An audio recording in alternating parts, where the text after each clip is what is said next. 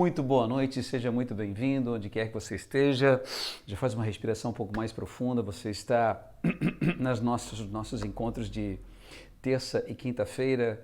Seja muito bem-vindo, meu amigo Alex, grande prazer ter você aqui. Boa noite a todos.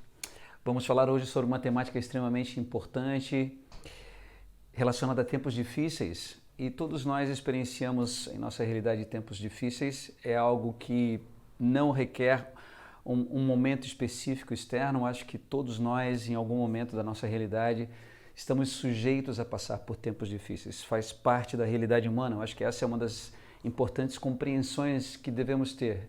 Tempos difíceis fazem parte da nossa realidade. Como dizia Viktor Frankl, a tríade trágica, né? Uma coisa que nós temos certeza que nós iremos sofrer, segundo Viktor Frankl, que nós nos sentiremos culpados, faz parte, e que nós iremos morrer. Não quero ser tão trágico, mas essa é a definição de tríade trágica de Viktor Frankl. Então, vou falar sobre isso em específico hoje. Vou falar sobre tempos difíceis e dessa incrível experiência de Viktor Frankl em um campo de concentração, da onde ele abstrai a possibilidade de, mesmo em meio ao inferno, literalmente, um campo de concentração da Alemanha nazista. Se eu não me engano, ele estava em Auschwitz, que era na Polônia, né? Eu tive a oportunidade de conhecer Dachau, um campo de concentração próximo à cidade de Munique que eu morei.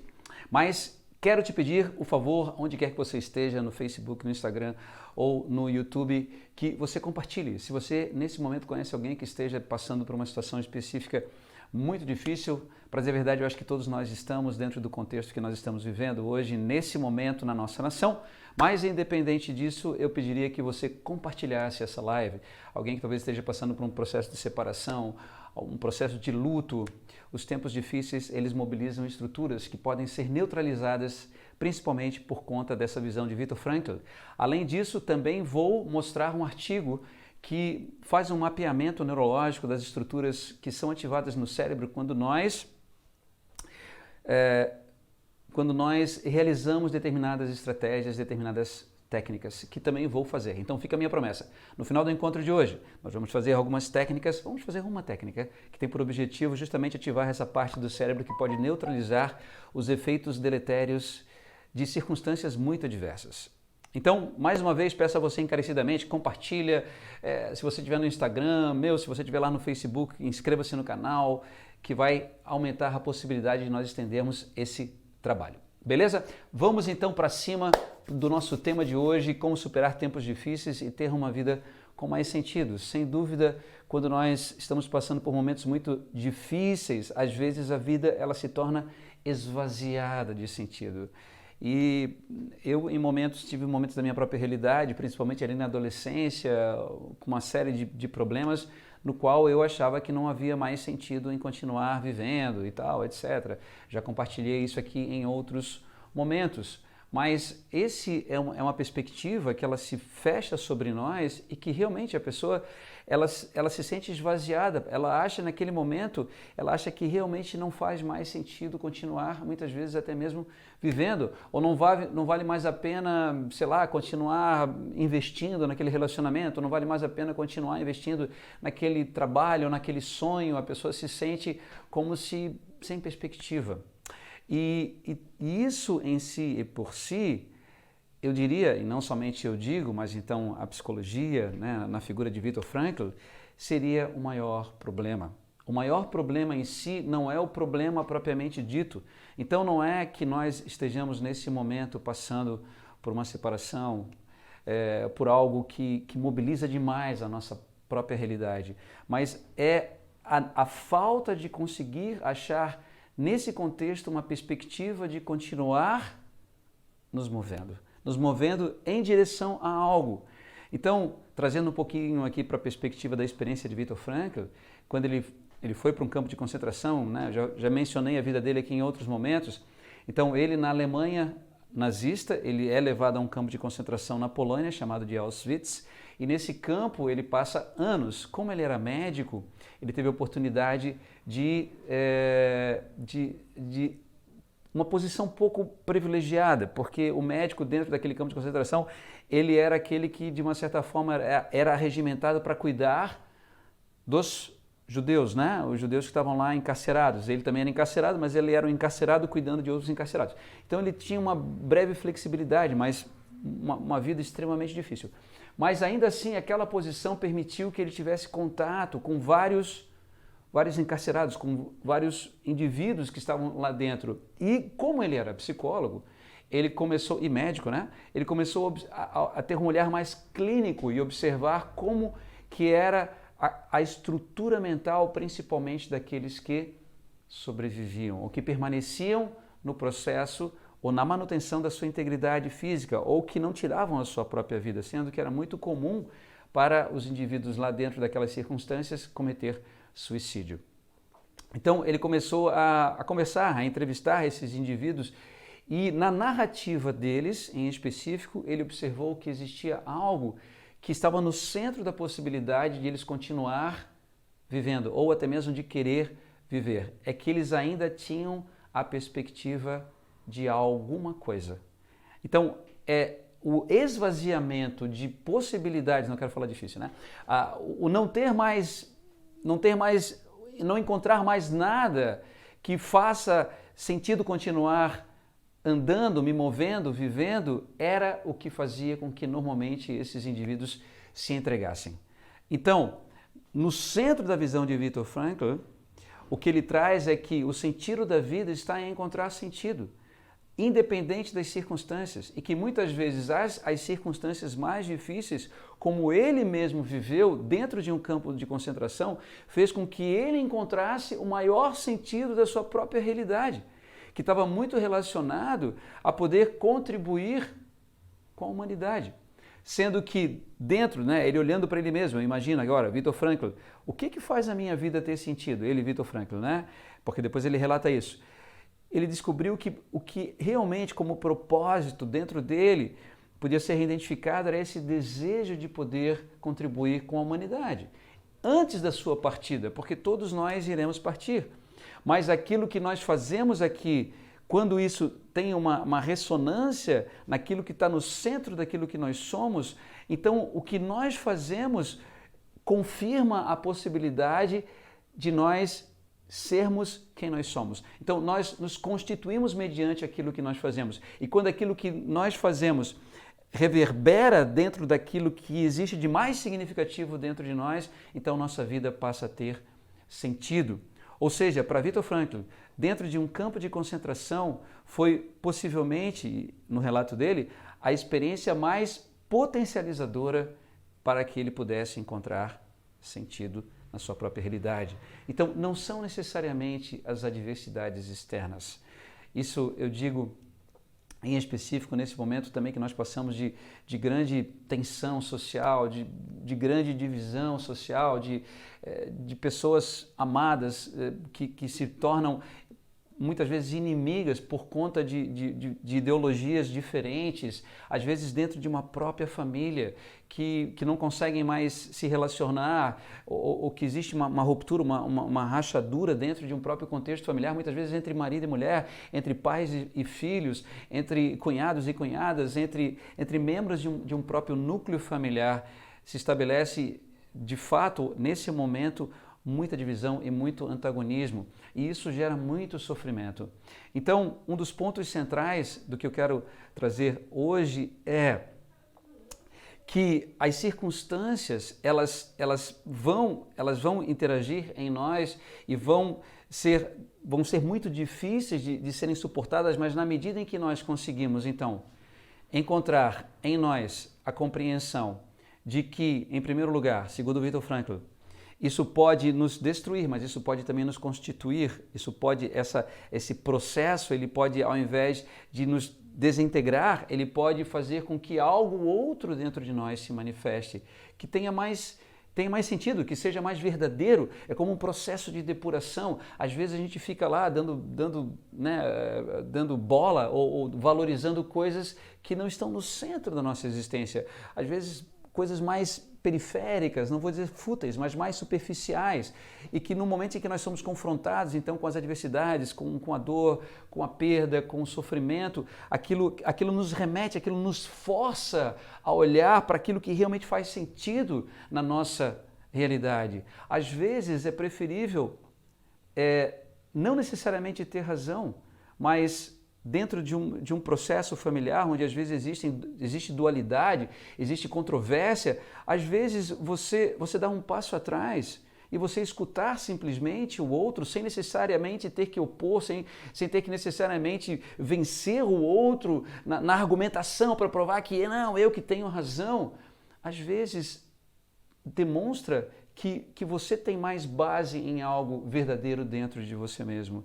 Então, esse é um momento em que nós, talvez por todo esse conflito externo, tenhamos que nos ater a algo mais verdadeiro dentro de nós, que dê mais base à possibilidade de nós escutarmos mais os outros, de nós nos tornarmos mais complacentes, de mais flexíveis em relação à ideologia que o outro apresenta, à forma que o outro pensa. Isso não desfaz aquilo que eu penso. Se eu penso A e o outro pensa B, o fato de eu crer em A, ou eu ter ideologicamente A como sendo o meu ponto de vista, o fato de escutar o outro e permitir que o outro tenha o seu ponto de vista, mesmo que o outro seja B ou seja A, isso não me desconstitui como indivíduo. Na verdade, quando eu me sinto ameaçado, quando o outro começa a falar, então eu me sinto extremamente desconfortável e eu tenho a necessidade de contrapor, eu tenho a necessidade de mostrar para o outro que o outro está errado, independente de qual seja o viés. É porque talvez dentro de mim eu não esteja tão seguro em relação aquilo que eu penso.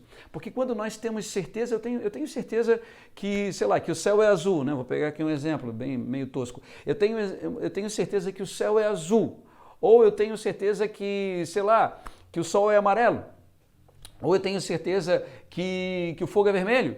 Então, eu não preciso ficar temeroso quando alguém fala alguma outra coisa, ou que diz que aquela cor não é aquela cor. Enfim, eu não preciso reagir de uma forma, sei lá, violenta mediante isso, ou interromper o que o outro pensa. Então, quando nós, nessas circunstâncias, somos confrontados, e todas as circunstâncias difíceis, elas podem sim ser um processo catalisador desse reencontro com aquilo que existe de mais verdadeiro dentro de nós mesmos. Nós podemos utilizar até mesmo a nossa vida. Eu acredito que a nossa vida ela é uma possibilidade, a nossa vida ela é transitória. Achar que nós estaremos aqui para sempre é uma ilusão. E muitas pessoas vivem como se fosse eterno, então não precisam tomar os posicionamentos necessários, às vezes, né, de pedir perdão para alguém. Você partir com essa mágoa no teu coração, com essa dor no teu coração, você está lá no teu leito de morte, né? E você não ter resolvido essas coisas desses relacionamentos, porque relacionamentos são as coisas que mais interferem na nossa realidade. Eu tive a oportunidade de trabalhar com pacientes terminais e nenhum deles, por exemplo, eu como psicólogo, ouvindo os pacientes terminais, trabalhando em conjunto com um infectologista, eu não tive nenhum relato clínico de alguém chegar para mim e dizer assim: Pedro, eu realmente me sinto extremamente triste porque eu deixei de investir na Bolsa de Valores. Eu sei que agora eu tenho pouco tempo de vida, eu sei que eu tenho mais algumas semanas de vida, talvez até mesmo dias, e eu me sinto extremamente arrependido porque eu deveria ter investido melhor na Bolsa de Valores. Eu não tive nenhum relato dessa maneira. Os relatos que eu tive foram muito mais, poxa, eu espero que eu ainda, nesse tempo que me resta, consiga reatar meu relacionamento com o meu filho, com a minha filha, né?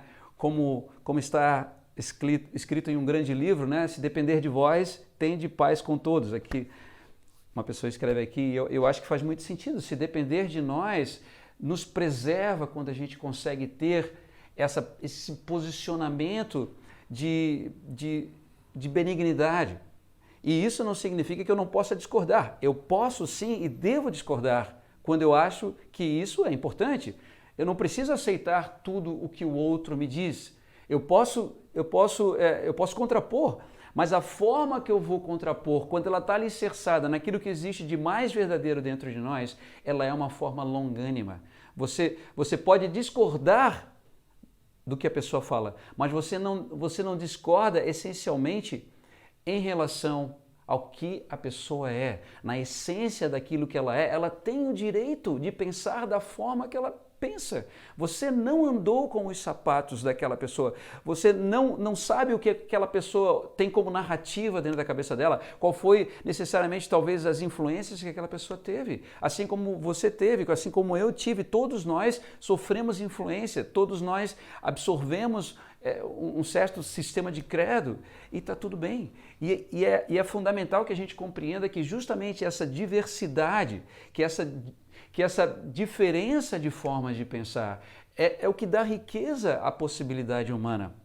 Então, voltar e utilizar essa perspectiva, por mais difícil que ela seja, por mais conflituosa que ela seja, permanecer como uma coluna de consciência, e a consciência ela tem esse poder de estabilidade. Quando você está alicerçado sobre a tua própria consciência, até mesmo as nossas próprias emoções não nos desestabilizam.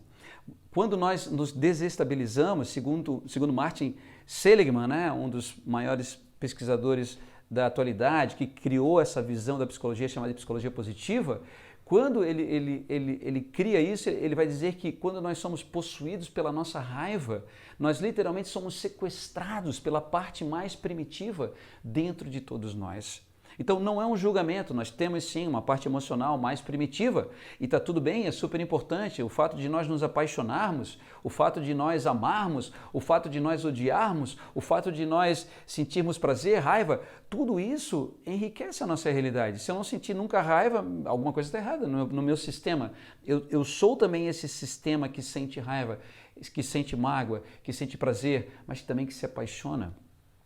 E quando nós somos capazes de mantermos a nossa consciência, quando nós somos capazes de ser mais aquilo que observa e menos aquilo que é observado, ser mais aquilo que se projeta sobre a emoção e menos a própria emoção, não que eu vou me tornar uma pessoa insensível, mas eu sei o que é a minha emoção, eu compreendo, eu percebo, eu sinto a minha emoção, mas sei que eu sou alguma coisa outra. Isso faz com que eu me torne mestre das minhas próprias emoções e não que as minhas emoções se tornem mestres daquilo que na essência me constitui. Então, Viktor Frankl, ele faz um convite para que nós possamos compreender que a realidade, sim, a realidade ela sempre vai trazer momentos difíceis, faz parte da nossa realidade humana, porque é assim. É um processo dialético, né? A gente pode aqui locubrar e pensar, não é o meu propósito, mas é mediante essa fricção da realidade humana entre dor, prazer, sofrimento, alegria, tristeza, nascimento e morte, que algo em nós outro vai se desenvolvendo. E como numa espiral ascendente, né? Eu já estou trazendo vários autores, essa espiral ascendente que mostra o processo de crescimento de Carl Gustav Jung. Então Jung ia dizer que o processo de desenvolvimento é uma espiral ascendente. Às vezes parece que nós estamos retornando ao mesmo ponto, mas nós nunca estamos de fato no mesmo ponto. Nós estamos sempre em um ponto mais elevado. Aquilo em nós que passou por aquela experiência e que novamente talvez esteja passando por aquela experiência, na medida em que passa novamente por aquela experiência, possivelmente vai ter uma outra forma de olhar para essa mesma experiência. E a ideia é que a gente possa aprender então com as circunstâncias. A ideia é que a gente use as circunstâncias e para isso é importante que nós não nos tornemos ou nos posicionemos como vítimas. Então, um ponto central em tudo isso é assumir a realidade desse momento. Eu estou nesse momento passando por isso, ok? Eu respiro fundo, eu sei que está doendo, eu sei que eu não desejaria estar passando por isso, mas eu assumo esse evento, eu assumo essa realidade e mediante tudo isso que está acontecendo, eu vou procurar trazer o que existe de melhor em mim. Então esse é um ponto importante. O outro é não perder o foco sobre a perspectiva de que esse momento ele é transitório. Então esse é um outro elemento dentro da teoria do Viktor Frankl, que ele fala da existência provisória. Então por mais difícil que seja a noite, seria um desdobramento disso, né? Isso ele não falou, isso eu estou fazendo uma metáfora sobre o que Viktor Frankl disse. Mesmo por mais escura que seja a noite, por mais sinistra que seja a noite, o raiar do dia ele virá, ele irá acontecer. Por mais que nesse momento nós estejamos passando dentro da nossa realidade, no Brasil, por um momento extremamente difícil, isso irá passar. Esse momento ele tende a passar, ele não vai se perpetuar para sempre. Mas nós precisamos ter esse olhar de que existe algo outro que é significativo e que está à nossa disposição. Então, acreditar em algo que nós desejamos ativa em nós estruturas neurológicas que nos faz fisiologicamente suportar melhor as circunstâncias. Então, é uma estratégia de nós compreendermos esse momento é transitório. Segundo, esse momento, essa diversidade, ela pode nos destruir, mas ela pode nos constituir. Então, é uma chave muito, é algo muito sutil, mas é nesse mindset, nessa forma de pensar, que eu posso literalmente me jogar no buraco sei lá, e desaparecer, ou eu posso utilizar esse buraco para me constituir. Eu caí nesse buraco, agora eu vou levantar. Eu estou passando por essa dificuldade, ela vai me fazer mais forte. Então, sim, é uma forma de olhar para o universo, mas essa forma faz a diferença.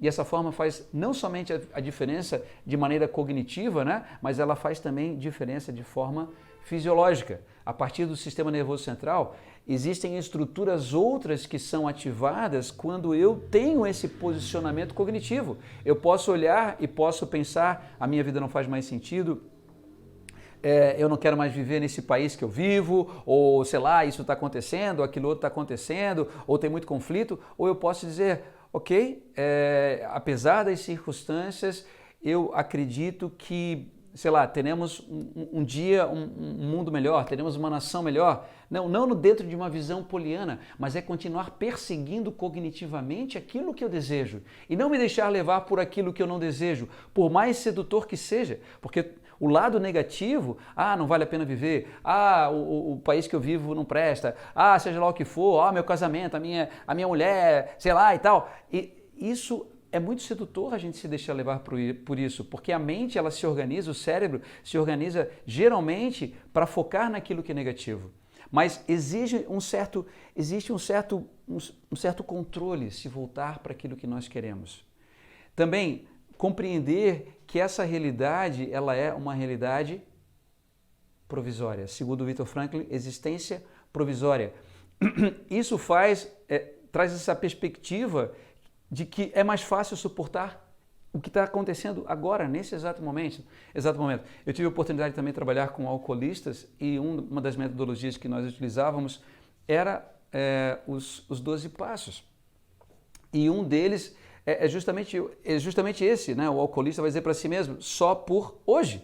Então tudo bem, eu vou continuar abstêmio só por hoje, porque se ele pensar que ele nunca mais vai poder beber, é insuportável. Eu não preciso submeter a mim mesmo dessa maneira ou por essa dificuldade. Eu posso dizer, olha, esse momento está difícil, mas ele é transitório. Eu sei que algo melhor virá. Relacionando com o alcoolista, eu estou nesse momento abstêmio e eu sei que só por hoje eu vou conseguir me manter abstêmio.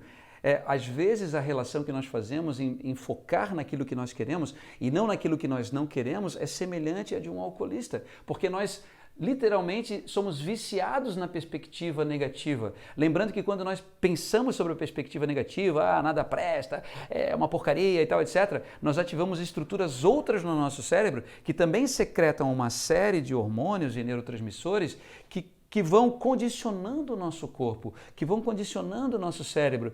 E uma vez que esse condicionamento ocorre, é muito difícil quebrar. É mais ou menos como quebrar um vício.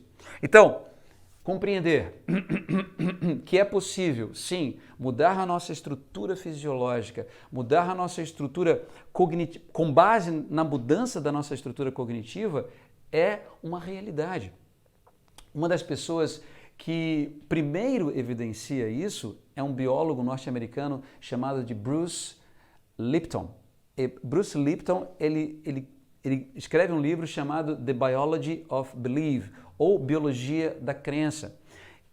Ele inicia os estudos dele como um geneticista, ele trabalhava com genética, e ele acreditava, né, que a base daquilo que nós somos deriva do código genético. Isso é algo quase lugar comum, todo mundo mais ou menos compreende isso. O que eu sou, a cor da minha pele, a cor dos meus olhos, até estruturas da minha personalidade são muito definidas com base no material genético que eu contenho dentro das minhas células.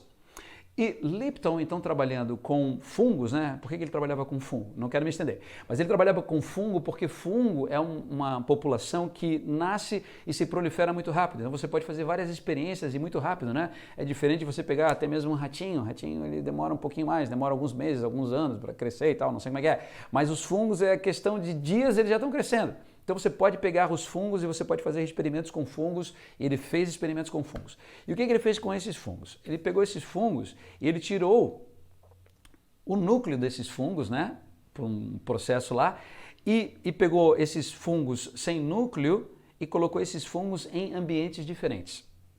Ele colocou os fungos em ambientes diferentes e o que ele observou? Que na verdade o que definia a vida do fungo não era o material genético. Estava muito mais relacionado ao ambiente, porque todos esses fungos não tinham mais material genético dentro deles, certo? Porque eles não tinham mais o núcleo, então eles continuavam vivendo, mesmo sem o núcleo. E o que ele observou? Que o que fazia diferença era o ambiente externo. Aí ele começa a sacar uma coisa. Então, se os fungos eles são influenciados muito mais pelo ambiente do que pelo material genético, então não é necessariamente o material genético que define quem nós somos. E daí ele começa a extrapolar e ele começa a observar na literatura que existem, por exemplo, casos de gêmeos univitelinos que têm o mesmo código genético, mas que, por exemplo, um teve câncer e o outro não teve câncer. Mas se a possibilidade de ter câncer fosse definida pelo material genético, os dois tinham que ter câncer e ponto, não tinha diferença. E o que ele observou é que, por exemplo, teve uma forma específica, foi criado em tal lugar, ou teve determinadas circunstâncias que eram diferentes. Então ele começa a compreender que, na verdade, aquela informação câncer, ela era manifesta por elementos outros. Por elementos que ele chama então de elementos epigenéticos. Existe algo que faz a leitura e a manifestação do material genético e que tem muito mais a ver com as circunstâncias. Por que eu estou falando disso em específico? Porque também no caso de doenças, talvez o teu momento difícil nesse que você está passando agora não seja necessariamente o momento que a gente está vivendo em nosso país de grande tensão, de grande divisão, de grande dualidade. Talvez o teu momento seja de doença e que você acredita mediante a sentença que você recebeu, né? Não vou dizer uma sentença, mas o diagnóstico, já estou me antecipando aqui, já veio o meu viés, né? Mas tudo bem, você recebeu um diagnóstico de uma doença específica lá e esse diagnóstico, muitas vezes, se a gente acredita nisso piamente, ele se transforma numa sentença. Eu sou exemplo disso. Alguns anos atrás, eu comecei a dançar e tal, etc. Em algum momento comecei a sentir algumas dores, não liguei. E essas dores elas foram se potencializando, em algum momento eu não conseguia mais andar. Ainda assim não dei muita bola, assim, não, foi uma lesão e tal, etc. Daí eu fui no médico, ele olhou, etc. E disse, olha, eu quero que você faça uma ressonância magnética funcional. E eu fui fazer a ressonância magnética, e fiz a ressonância magnética e quando veio o resultado, até em ler o negócio, eu que sou leigo, né, não sou médico, eu já fiquei um pouco assustado. Porque tinha degeneração do não sei o que lá, nível 3, blá, e tal, etc. Um monte de nome complicado. Daí eu levei aquele documento, já comecei a ficar um pouco apreensivo. Daí que eu levei aquele documento até no médico e ele leu o documento e ele disse, olha, eu recomendo você uma cirurgia, porque houve o desgaste da não sei o que lá, da cabeça do fêmur, não sei o que lá, aqui onde acopla e tal, etc. Então é importante que você faça, senão você pode ter uma artrose e coisas outras poderão ocorrer. E aquilo foi literalmente algo que naquele momento seria extremamente negativo para a minha realidade, eu acho que para a realidade de qualquer um. Mas meu pai é médico, né? Eu me lembro que a primeira pessoa que eu liguei foi para o meu pai, eu disse, pai, poxa, o médico falou isso e tal, etc. Daí ele assim, filho, calma, não se desespera, vamos ver outras possibilidades, né? Existem outros profissionais, vamos ver outras possibilidades. Abra a tua mente, vamos ver outras possibilidades. E só essa ideia já tirou aquele peso absurdo, porque o nosso mundo é feito de ideias. Então, primeiro, era o meu pai. Segundo, ele era médico, ele é médico. Terceiro, ele falou, existem outras possibilidades. Então, o que para mim já era algo irrefutável, era algo que não tinha outra possibilidade a não ser a cirurgia, de repente, só de ouvir a palavra de alguém que eu confio, de alguém que eu amo, de alguém que eu respeito, dizendo, vamos ver outras possibilidades. Calma, não é uma coisa conclusiva, não é porque um profissional disse, não estou desmerecendo esse profissional, mas não é porque um profissional disse que a gente vai fazer isso. Meu pai é cardiologista, muitas vezes as pessoas vão nele, vão em outros profissionais e tal, etc. E é normal, vamos procurar também outras possibilidades. E eu procurei de fato outras possibilidades e procurei também outras possibilidades fora da área médica, mas outros profissionais da saúde, tudo a favor dos médicos, né? Meu pai é médico, tem um grande carinho. Mas eu fui também em uma fisioterapeuta, e essa fisioterapeuta, que era fisioterapeuta da Seleção Catarinense de Ginástica Rítmica, ela começou a trabalhar comigo, e além disso, eu comecei a abrir a minha mente para a possibilidade de que eu iria me recuperar sem necessariamente passar pela cirurgia. E o próprio médico disse, se você conseguir de alguma maneira melhorar, a gente não faz a cirurgia. Mas se você não melhorar, é importante que você faça. Então tudo bem, você vai fazer o que você quiser. Mas se você não melhorar, eu acho que daí é irresponsabilidade você não fazer. Porque o quadro tende a piorar e você ficar com uma artrose. E daí você não mexe mais. O osso ele gruda no outro, não mexe mais, é uma coisa muito séria. Imagina, né, aqui na minha bacia, seria algo trágico, eu não ia poder mais andar. Então, aquela possibilidade, e daí com outras técnicas, né, que eu também ensino, de visualização, de você imaginar como se aquele tecido já tivesse regenerado, um trabalho de um norte-americano chamado Joey Dispenza. Joey Dispenza, para mim, foi fantástico, eu me apropriei muito das técnicas que ele utilizava, de você visualizar e tal, etc. Mas o que de fato isso faz? A gente às vezes pensa, né, pô, isso é balela, isso é história para boi dormir. Mas se nós analisarmos cognitivamente, se eu focar naquilo que eu desejo, que seria a cura de poder voltar a dançar, de estar dançando inclusive, né, era o que eu estava fazendo na época, e não estar numa cama e ter que me submeter àquela circunstância de cirurgia, que possivelmente ele disse, olha, se você quer continuar andando, pare de dançar e faça a cirurgia, pelo menos você vai continuar andando, né? Esse era o melhor cenário. Mas não só eu não fiz a cirurgia, como eu continuei dançando e continuo dançando até hoje, e dançando muito mais do que eu dançava na época. Teve todo um processo. Mas quando eu comecei a focar naquilo que eu queria, que era o meu bem-estar, e tal, etc. Não de forma irresponsável, mas de forma responsável, sendo acompanhado também pelo mesmo médico, observando, mas também fazendo outras coisas. Gradativamente foi se manifestando um outro quadro, um quadro mais positivo, a ponto do próprio médico dizer, então vamos esperar, realmente vamos esperar, porque eu vejo melhora. Eu vejo que você está conseguindo mover melhor a perna, você está conseguindo subir as escadas, então vamos esperar. Agora, em termos genéticos, o que ocorre? Quando eu olho para aquilo que eu desejo e não para aquilo que eu tenho medo e tal, etc., então fica o medo e desejo, mas eu pela disciplina, eu me disciplino em cultivar aquilo que mais eu desejo. É como se o ambiente ao meu entorno fosse um ambiente menos aversivo. As células que estão dentro, que constituem o meu corpo, que tem em si dentro o material genético, esse material genético ele é lido de uma maneira ou de outra mediante o que essa célula percebe do ambiente ao seu entorno. Então, se eu estou preocupado, normalmente eu ativo a presença de adrenalina e cortisol. Essas duas substâncias, esses dois hormônios poderosos, indicam para as células do meu organismo que tem alguma coisa errada. As células do meu corpo, mediante a compreensão de que tem alguma coisa errada, elas vão fazer uma leitura diferente do meu DNA do que, por exemplo, quando essas células percebem que está tudo bem. Elas vão liberar muito mais estruturas regenerativas, porque elas não têm que se preparar porque eu posso ser devorado, porque eu posso ser agredido, porque esse é o sistema biológico de base, de proteção, de luta ou fuga ou de regeneração. Então a ideia é que eu constitua mentalmente uma circunstância que seja positiva para mim mesmo, para as células que me constituem. Então, mediante as adversidades, eu não me deixo necessariamente levar pelas circunstâncias. Eu uso essas circunstâncias numa perspectiva positiva de autodesenvolvimento. Ou seja, eu ao invés de fazer com que a minha realidade seja reflexo das circunstâncias, a minha realidade passa a ser muito mais reflexo da interpretação das circunstâncias. E isso, mais e mais, a ciência tem encontrado evidência. Quando nós estudamos o efeito placebo, se você já teve a oportunidade, eu tenho vários artigos sobre o efeito placebo, porque é algo realmente interessante. Às vezes não, né?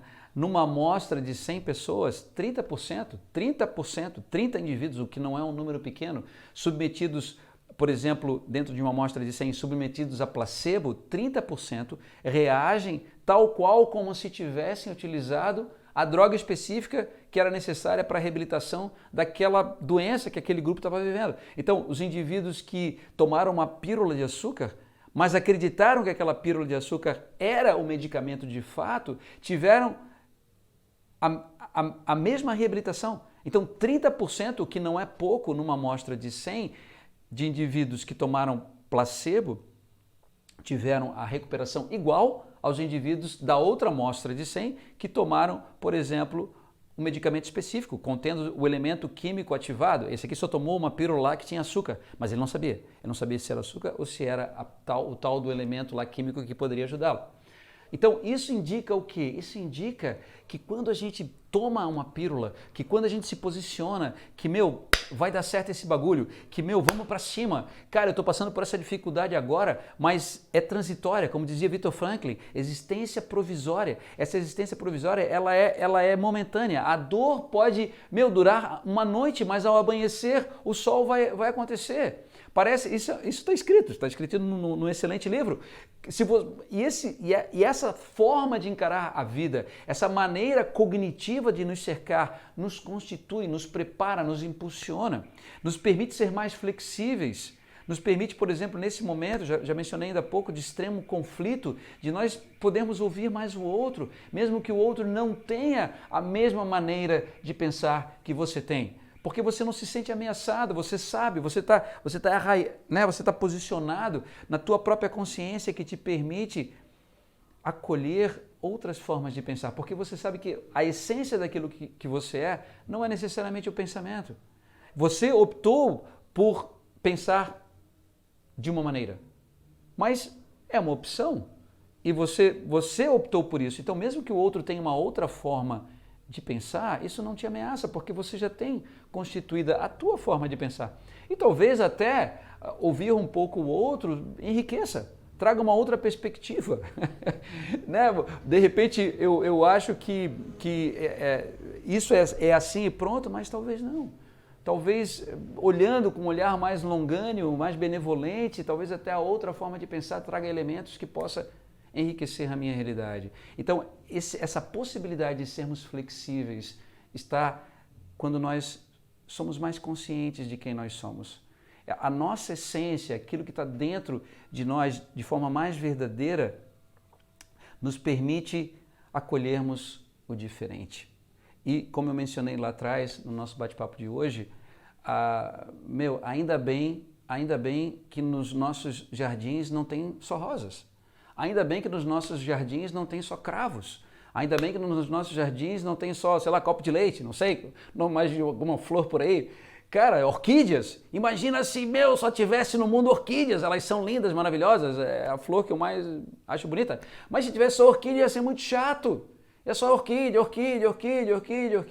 Pô, que bom que tem uma rosa, que bom que tem um copo de leite, que tem um cravo, né? Então, é nessa diversidade de formas de pensar que nós nos constituímos e que a nossa realidade enriquece. É nesse posicionamento mais benevolente, é nessa forma de olhar para as circunstâncias difíceis não necessariamente como um ponto final, mas como algo transitório, como algo que potencializa o nosso desenvolvimento. Toda vez que nós somos confrontados com isso, nós podemos assumir essa realidade. Não, tudo bem, estamos passando por esse momento difícil, vamos ver como nós podemos lidar com isso e que nós possamos sair fortalecidos disso, que nós possamos transpor essa dificuldade e que essa dificuldade venha não a nos destruir, mas a nos constituir. Antes de fazer a nossa atividade final de hoje, que eu vou fazer uma pequena atividade, ensinar um pouco dessa técnica de Viktor Frankl, de você, mesmo em meio às dificuldades, encarar algo que faz sentido para você. E mediante o foco nesse algo que faz sentido, é possível, é mais fácil transpor as dificuldades. Quando você tem um porquê, o como aparece. Tá ligado? Agora, quando você não tem mais um porquê, até mesmo que você tenha como, não vai levar a lugar nenhum, porque você não tem mais o porquê fazer isso. Então, o porquê nos constitui. E, velho, vamos para cima, eu sei, mas vamos para cima por quê? Porque eu quero um mundo melhor, vamos para cima por quê? Porque eu quero estar mais com a minha filha, vamos para cima por quê? Porque eu quero poder contribuir dessa maneira para a humanidade, vamos para cima por quê? Porque eu quero constituir, eu quero poder externalizar, sei lá, essa arte que está dentro de mim, eu quero fazer um mundo mais bonito. Então, esse porquê nos constitui. Deixa eu falar então rapidamente sobre esse artigo, antes de nós fazermos a nossa atividade final.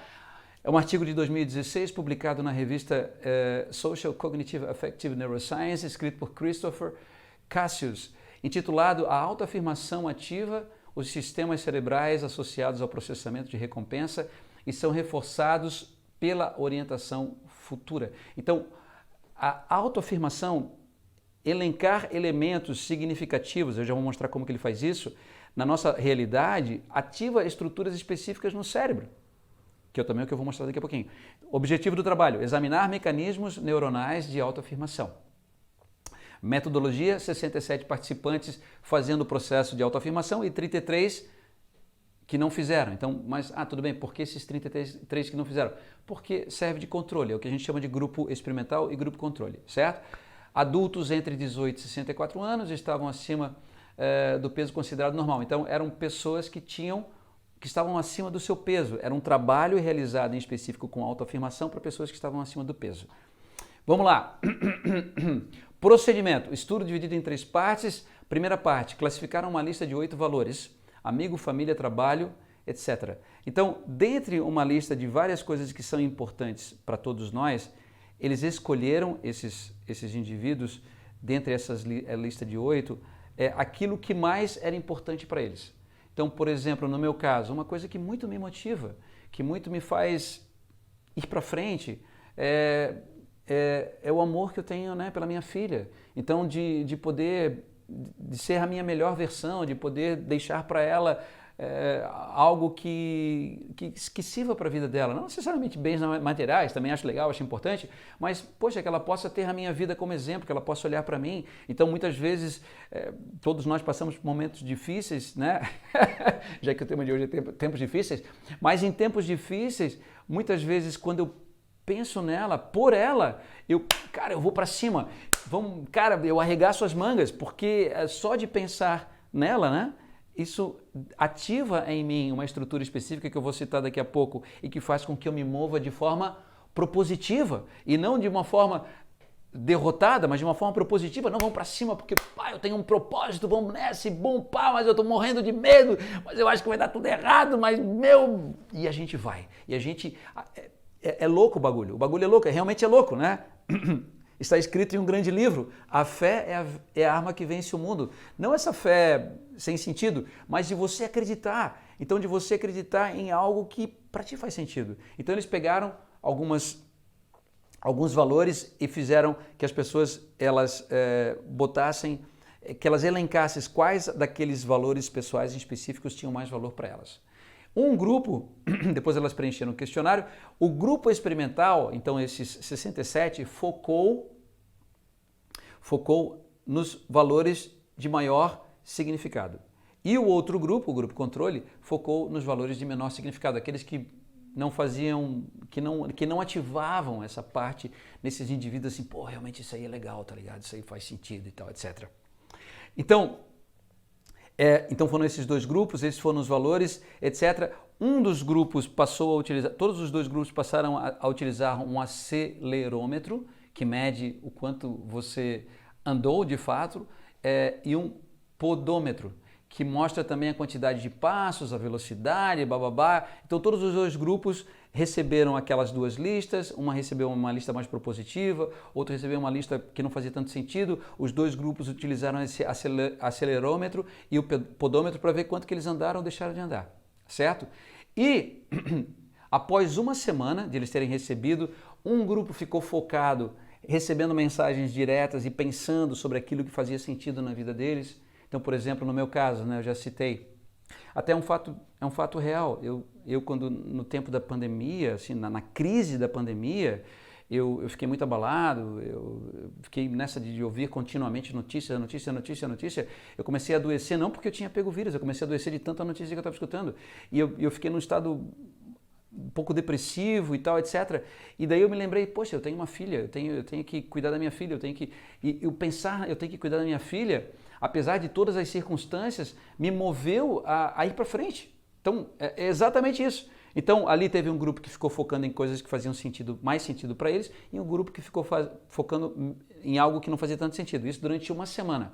Após uma semana, carregando aquele bagulho no pé lá, o acelerômetro, mais o pedômetro, e além disso, depois de uma semana, eles foram então submetidos a imageamento cerebral por ressonância magnética.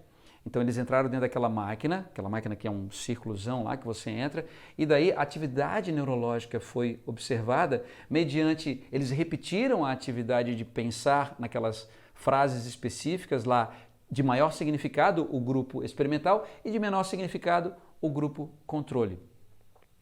E o resultado foi o seguinte: o grupo experimental mostraram atividade aumentada no córtex pré-frontal medial e córtex cingulado posterior.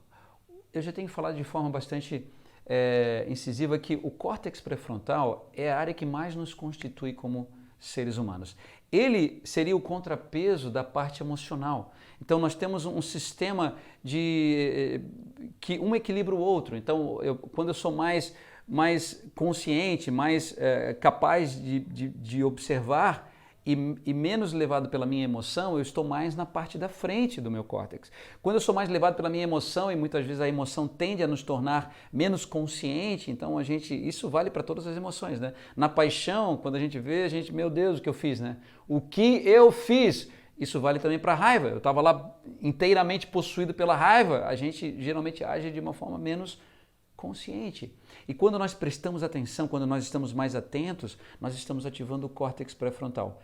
O que esse trabalho mostrou? Mediante, então, uma semana ouvindo essas frases específicas e focando naquilo que era mais propositivo, que fazia mais sentido, essas pessoas, elas aumentaram a ativação no córtex pré-frontal e no córtex cingulado anterior. Então, são áreas que estão relacionadas à atenção propriamente dito e que fazem a ligação entre essa área da atenção e a área emocional. Então é como se o córtex pré-frontal, que é a área de maior atenção, você fica ligadão. Se eu fosse representar o córtex pré-frontal, seria o terceiro olho, né? Não, tô brincando. Mas seria um grande olho, um olho gigante, porque, cara, na verdade, o córtex pré-frontal tem a ver muito com atenção, tomada de decisão, por conta dessa maior capacidade em prestar atenção. Então essa área que presta atenção passa a ter uma influência maior sobre a área emocionada, a parte límbica. E é isso que esse trabalho evidencia. Além disso, eles verificaram o seguinte: a atividade neuronal passou a predizer mudanças no comportamento sedentário. Então, vou citar um outro exemplo da minha própria realidade. Eu tive, nas minhas separações, né, fazendo aqui as revelações de Neemias, nas minhas separações eu já tive 3. Na minha última separação, quando eu estava lá, eu estava na M, né? Estava na M, me separei, aquela coisa toda. Terceira separação, assim, não, agora daí eu vou cair na rua da amargura. Eu comecei a beber todas e tal. Eu engordei 20 quilos. Estava lá, estava gordo, estava nada contra, mas eu estava acima do meu peso. O meu corpo, esse peso a mais não era a minha realidade. Muito por conta daquele momento de descontrole que todos nós vivemos, eu também vivi. Aquele momento de descontrole e muitas vezes de tentar apagar as minhas frustrações com a bebida. Então chegava em casa, enchia a cara de cerveja e ficava comendo e tomando cerveja. E foi o momento era como eu estava lidando com a realidade. Quando eu percebi que isso não estava sendo legal para mim, e eu desejei mudar, foi muito importante o porquê eu queria mudar. Então, na verdade, eu comecei a mudar quando eu encontrei um porquê. Até enquanto eu estava naquele processo de sentir pena de mim mesmo, de me vitimizar, que a culpa deve ser minha, porque, 3 separações não tem como, né? Você separou uma vez, tá, tudo bem, pode ser culpa do outro. Você separou 2 vezes, mesmo que a culpa tenha sido do outro, né? Tá, tudo bem, pô, mas 3 vezes daí o bicho pega, né? Só, você tem que ser cego para você não compreender que alguma coisa tá rolando dentro de você. Então essa coisa, então o problema é comigo, o problema é comigo, o problema é comigo, me impedia de achar uma perspectiva. Porque se eu sou o problema, o que eu vou fazer? Tá ligado? Então a vida é uma bosta, eu sou uma bosta, não tem como mudar. Mas nesse momento, em algum momento virou essa chave e disse, não, olha só, eu assumo a responsabilidade por isso e a minha vida não se constitui somente naquilo. Não se constitui somente nesse relacionamento, que era importante, que é extremamente importante, mas vamos para frente. Você tem uma filha, você tem coisas, você tem sonhos. Então eu comecei a trazer para a minha própria realidade e relembrar os meus sonhos. O que eu ainda quero realizar? Cara, eu ainda quero realizar isso. Pô, bacana, mas como é que você vai realizar isso? Né? Naquela época eu queria dançar. Como é que você vai dançar? Você está muito pesado, né? E daí começou todo o meu processo. Mas o meu processo, de fato, começou de emagrecimento. Hoje eu tenho 20 quilos a menos, mais até porque eu ganhei massa muscular e perdi massa gorda, então acredito que eu devo ter perdido mais do que 20 quilos. Eu, de fato, obtive isso porque em algum momento eu encontrei um porquê. Porque em algum momento eu encontrei sentido. Porque o sentido fez, o porquê potencializou o como, e o como eu fui atrás. E daí são várias técnicas, muitas das técnicas que eu ensino, muitas das técnicas que estão contidas nesse processo que eu criei, que são esses 28 dias que eu já ofereci, nesse momento está fechado, mas que eu oferecerei em breve em algum outro momento. Mas, então, não é que eu seja, por eu ser psicólogo, mas, cara, a chave do bagulho está na nossa mente e como nós nos relacionamos com os nossos próprios pensamentos. Da mente provém todas as coisas. Não é querer ser reducionista, mas na nossa realidade, como seres humanos que temos essa capacidade de pensar, a nossa realidade está muito direcionada para isso. É o que nós pensamos, felizmente ou infelizmente.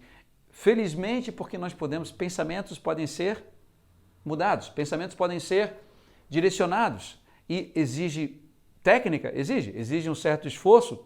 Exige, mas é possível? Cara, isso é possível? E se eu tiver... E essa é uma questão muito que compete à minha estrutura de personalidade. Cara, se tiver 0,0001% de chance, cara, eu vou lutar por isso. Eu vou acreditar nisso, eu vou me mover por isso. Talvez eu já tenha caído 1 milhão de vezes, mas eu vou me levantar e vou perseguir, porque, bom, isso me constitui muito, né? E eu ensino isso. Se você de repente está passando por um momento extremamente difícil, compreenda, como dizia Viktor Frankl, realidade provisória. Nada permanece para sempre. Não há bem que seja eterno, nem mal que dure para sempre.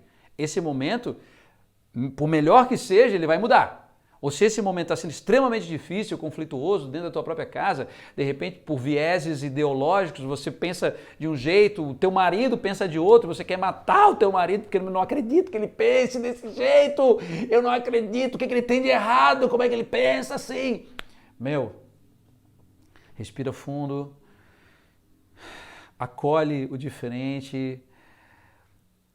Como é que nós vamos fazer que nós temos pensamentos tão diferentes, mas vamos compor, vamos tentar ouvir mais ao outro. Talvez essa necessidade de ter que ouvir o outro fortaleça a tua autoconsciência, fortaleça mais a tua perspectiva daquilo que você é. Então existe sim essa possibilidade de que o problema pode nos destruir, mas ele pode nos construir.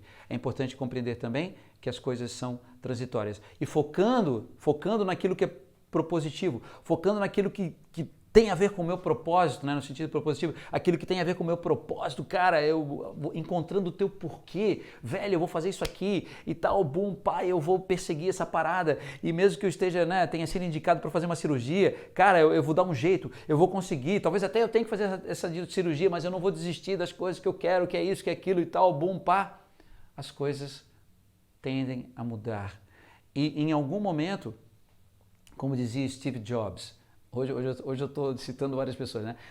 Como dizia Steve Jobs, a gente só consegue unir os pontos quando a gente passa por eles. Antes não dá para ver, porque a gente não passou. Então quando a gente passa, então hoje eu sei que aquela separação ou que aquelas separações trouxeram muita dor, muito sofrimento, mas também me trouxeram uma maior consciência sobre aquilo que eu quero e também me trouxeram mais liberdade, queira ou não, né? Não estou aqui desmerecendo você que é casado, né? Você que está aí no relacionamento. Mas esse momento que eu tenho agora, eu tenho um dos aspectos positivos é que eu tenho muita liberdade. Eu posso ter várias guitarras na minha casa, e eu tenho de fato. Eu posso ter uma guitarra até no banheiro se eu quiser. Antes eu não podia, né? Você tem que abrir mão, porque não dá, você está casado, né, com alguém que não quer que você tenha guitarra por todos os lados da casa, mas hoje se eu quiser eu posso ter 20 guitarras nessa casa e está tudo certo. E de fato eu não tenho 20, mas eu tenho 3. Tenho 2 aqui, tenho uma na sala e assim vai, porque assim onde eu estou ali já tem um violão, tem uma guitarra, tem uma parada e isso é muito legal. Então não existem, em toda circunstância difícil, sempre existe alguma coisa que está ali e que vem para acrescentar a nossa própria realidade, que vem para nos amadurecer. E a vida, por mais difícil que seja a realidade humana, e ela é difícil, viver não é para principiantes, tá ligado? Viver não é para principiantes. Por quê? Porque viver vai exigir da gente, tá ligado? Lá no cemitério, eu acredito, não sei, não estou morto, mas, cara, o maior risco de todos não é a morte. Morreu, acabou, né? Não sei, de repente você acredita, sei lá, a vida após a morte e tal, etc. Mas enquanto nós estivermos aqui, o maior risco é realmente viver, é se arriscar, é partir para cima. Então é isso que Viktor Frankl ele traz como contribuição, mesmo num campo de concentração. Não perca a esperança. Não perca a esperança. Isso não é história da carochinha. Isso não é um conhecimento raso. A gente está falando de um dos maiores médicos e psicólogos da humanidade, chamado Viktor Frankl. Criou a logoterapia. Creia, tenha esperança, se mova para aquilo que você deseja, encontre o teu porquê, continue investindo no teu porquê, por mais difícil que seja. Os comos irão aparecer. O caminho vai se abrir na medida em que você coloca o teu pé. Na medida em que você anda, as coisas irão se abrir. O caminho vai se abrir, as portas vão se abrir. Mas se você não colocar o pé, se você não andar, se você não mover, mesmo que seja com dor. Quando eu estava lá, todo arrombado, e eu fui na fisioterapeuta, ela falou para mim, dor se cura com a dor.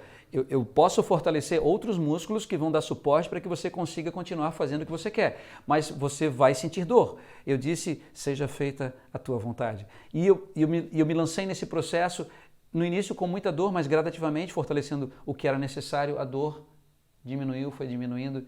E hoje eu passo por momentos em que eu não sinto dor alguma. Nesse momento agora em específico eu tenho sentido um pouco de dor no meu joelho, está tudo certo.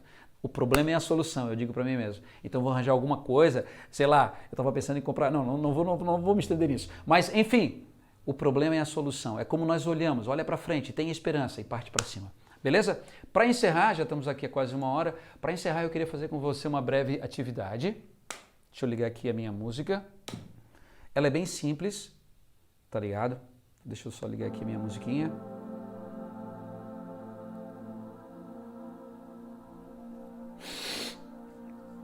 Então vai ser uma atividade que nós vamos fazer com os olhos fechados. Se você não estiver sentado, eu peço que você se sente, coloque as tuas mãos na altura do teu umbigo, feche os olhos junto comigo, faz uma respiração um pouco mais profunda, exala,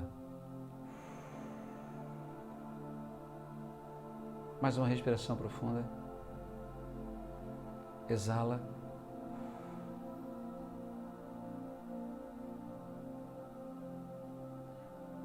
Agora eu vou pedir que você lembre, você traga à tua mente 3 coisas que realmente fazem sentido para você. Talvez seja a tua família.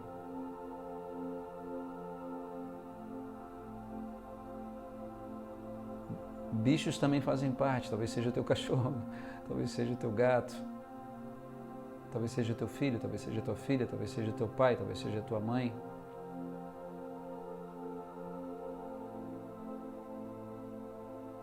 Talvez esse significativo esteja relacionado ao teu trabalho. Que por meio desse trabalho você consegue manifestar aquilo que mais te representa. A essência daquilo que você é. Mesmo que essa essência se projete sobre outros, em você constituir, ajudar, potencializar, desenvolver habilidades em outros, mas você vê na habilidade do outro que você está ajudando o reflexo da tua própria essência, da tua luz.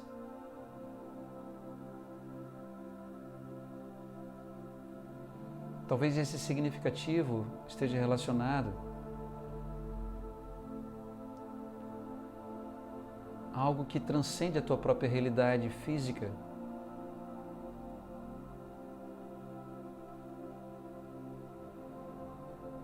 Algo que você sente que existe, você não sabe muito bem, nem sequer dar nome a isso, mas algo dentro de você reverbera nessa frequência, algo de você afirma que existe sim algo maior. E isso te move.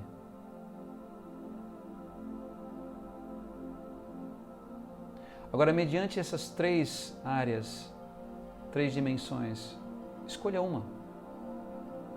Escolha uma. Família, trabalho, relacionamentos, contribuição. Mantenha essa imagem agora na tua mente, disso que você encarou como significativo. E agora, traga à tua mente uma área nesse momento que está sendo super difícil para você. Super difícil. Talvez a circunstância que nós estamos vivendo nesse momento em nosso país.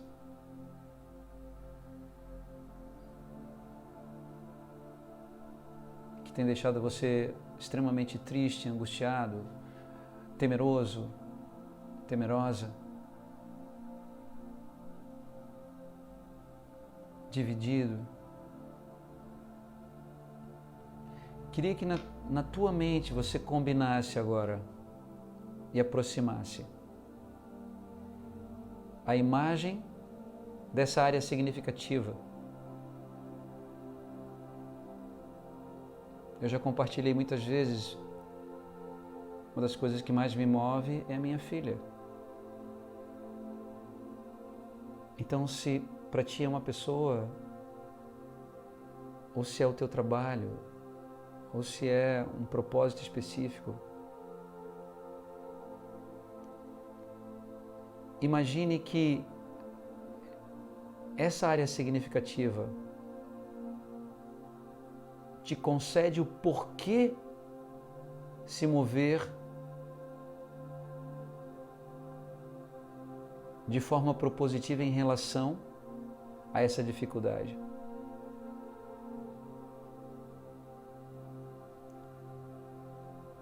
Então, talvez nesse momento, se for, por exemplo, a dificuldade, a circunstância que nós estamos vivendo em nosso país,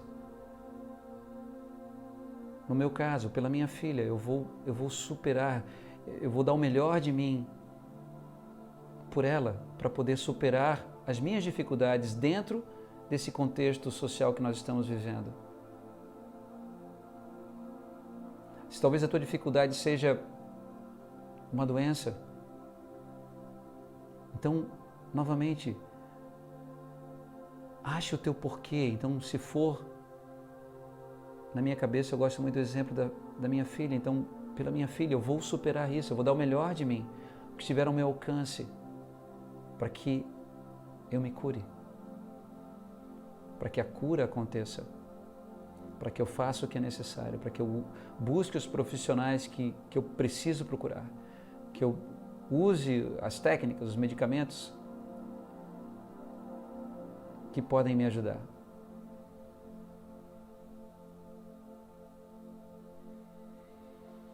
Faça uma respiração um pouco mais profunda, exale.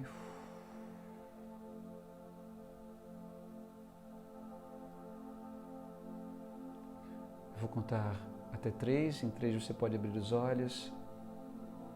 Guarde com você essa lembrança dessa área significativa e a estratégia de poder superá-la, superar a área de dificuldade mediante o porquê que a área significativa nos concede. 1, 2, 3, pode abrir os olhos.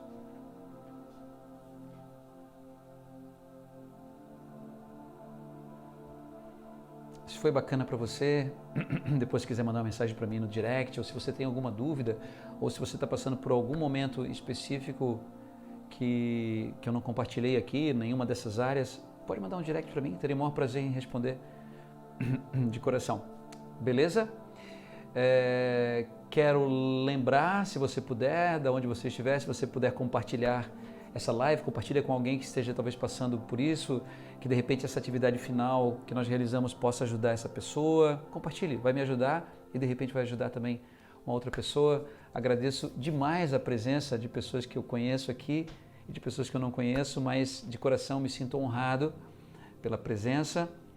Lembrando que nos encontramos então na quinta-feira. Beleza? Forte abraço, tudo de bom para você. Foca naquilo que realmente faz sentido para que você tenha mais sentido na tua própria vida. Um forte abraço, vejo você quinta-feira. Tchau, tchau.